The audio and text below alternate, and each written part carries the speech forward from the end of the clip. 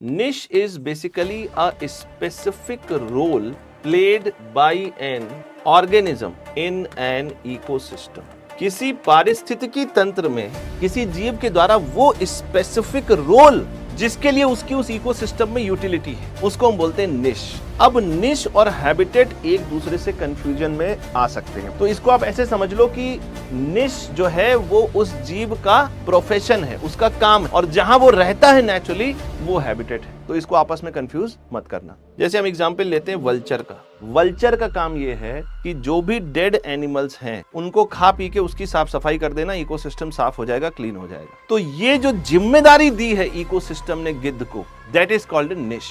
तो इसको हम दो तरीके से समझ सकते हैं, नेचुरल एंड रियलाइज्ड। नेचुरल निश वो जिम्मेदारी है जो किसी जीव को किसी इकोसिस्टम में, पारिस्थितिकी तंत्र में तब दी गई है जब उसके कंपटीशन में कोई दूसरा जीव नहीं है।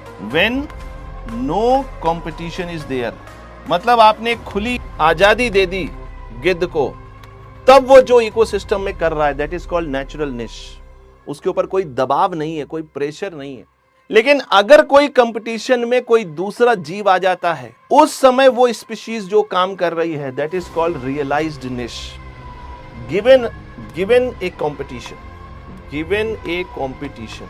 अब जैसे मान लो नेचुरल निश के हिसाब से गिद्ध को मरे हुए जानवर खाना अच्छा लगता था, लेकिन उसको कौन सा जानवर खाना अच्छा लगता था? मान लो उसको मरा हुआ हाथी खाना अच्छा लगता था। फॉर एग्जाम्पल, डेड एलिफेंट कहीं पड़ा हुआ था, ऐसे सूंड लेकर ये लोग जाते थे, खा लेते थे। इसके कंपटीशन में कोई नहीं। अब हुआ क्या, और जीव भी आ गए इसके कंपटीशन में। अब रियलाइज करना पड़ेगा, अब इसको मेहनत करनी पड़ेगी। अब पहले सिर्फ हाथी खा रहा था, अब ये छोटे जानवरों को भी खाने लगा। तो किसी जीव के द्वारा किसी इकोसिस्टम में अगर कंपटीशन के बिना कोई स्पेसिफिक रोल प्ले किया जा रहा है तो उसको हम नेचुरल निश कहेंगे। अगर कंपटीशन में है तो हम उसको रियलाइज्ड निश कहेंगे।